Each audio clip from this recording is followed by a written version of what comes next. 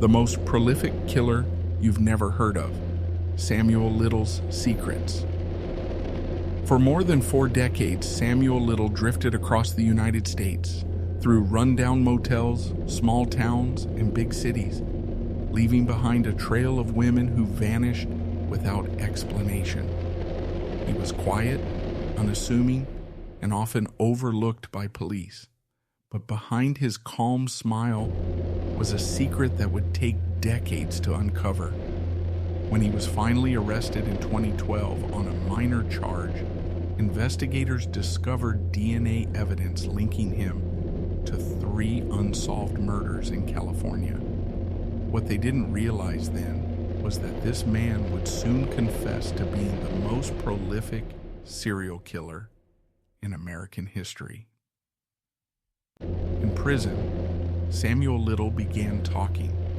Over hundreds of hours of interviews with Texas Ranger James Holland, he calmly described details of crimes stretching from the early 1970s to 2005. Women from 19 different states, many of them living on the margins of society. He remembered faces, clothing, and city streets with chilling precision. His memory was so detailed that investigators used his hand-drawn portraits to help identify unknown victims.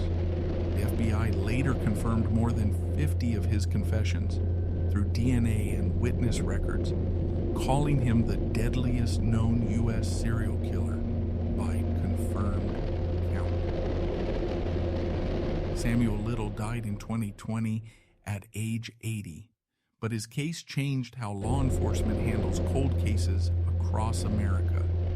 His confessions gave closure to families who had waited decades for answers and exposed gaps in how missing women, particularly those struggling with poverty or addiction, were once ignored. Behind his soft voice and aging face lay a truth that forced the world to confront an uncomfortable reality. The most prolific killer in U.S. history had been hiding in plain sight. By the time investigators realized what Samuel Little was telling them, they were already drowning in details. He spoke softly, almost kindly, as if describing a dream he once had. Cities, highways, motels, faces. He remembered everything. To the FBI, his mind was a map of forgotten crimes. Inside a small Texas interrogation room, Ranger James Holland turned on the recorder. "How many people are we talking about, Sam?" he asked carefully. Little looked up, eyes calm, almost amused. 90, he said. Then he paused and added, "Maybe more. I lose count sometimes." For a moment, no one spoke. The air felt heavy. 90 wasn't just a number, it was a timeline of decades, entire lives erased, names no one had ever written down. Investigators across 19 states were contacted. Old evidence boxes were reopened.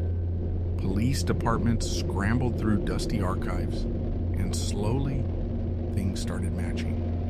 Little described a woman in Los Angeles wearing a red jacket found near a hill. Another in Mississippi, left near a riverbank. A young woman from Florida.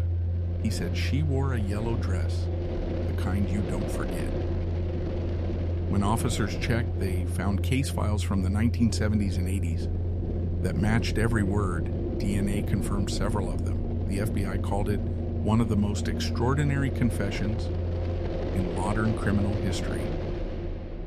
But here was the strange part. Little didn't brag. He didn't show rage or remorse. He just talked, endlessly, almost peacefully, as if he had been waiting for someone to finally listen. The confessions went on for months. Holland listened to hundreds of hours of tape.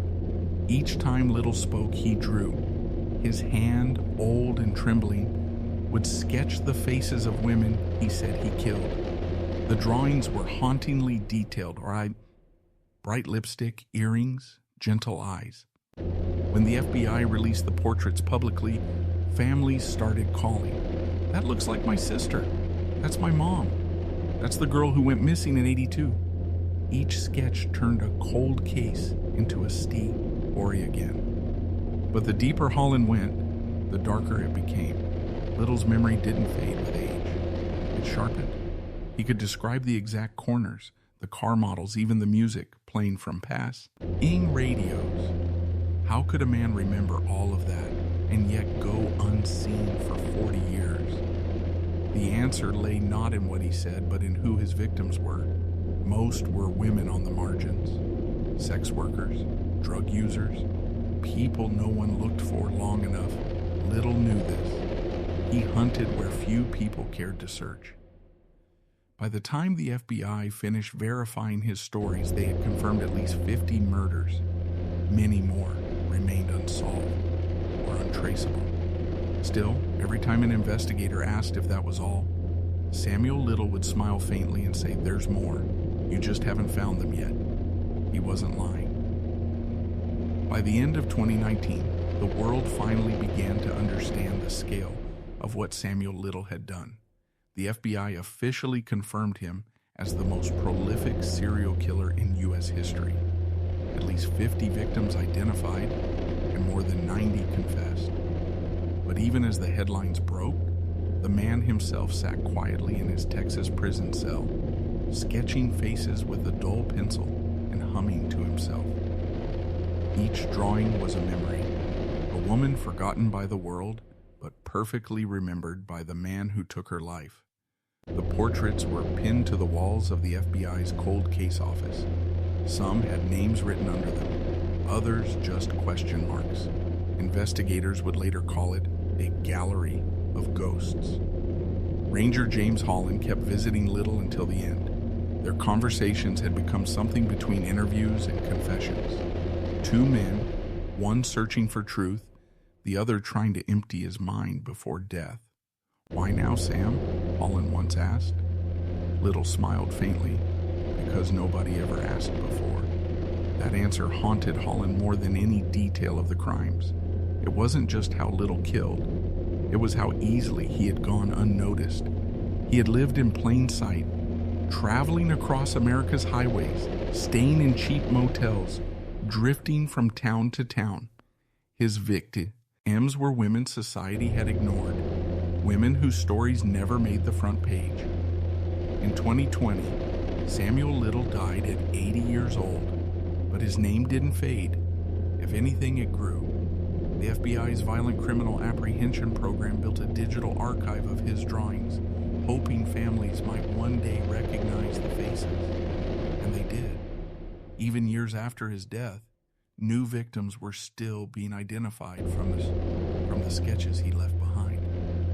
For the families, it wasn't closure, but it was something. "He remembered her face," one sister said through tears, "and that means she mattered."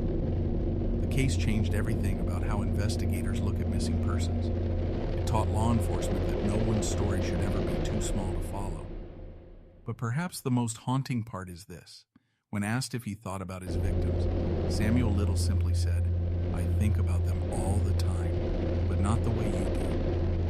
It's been years since his death, but his words still echo in interrogation rooms, in FBI files, and in the minds of those who studied him. A man the world ignored turned out to be the deadliest killer it ever recorded. And in the quiet corners of America, along old highways, forgotten towns, and empty motels, the shadows he left behind still whisper one truth: evil doesn't always hide in darkness. Sometimes it smiles in daylight.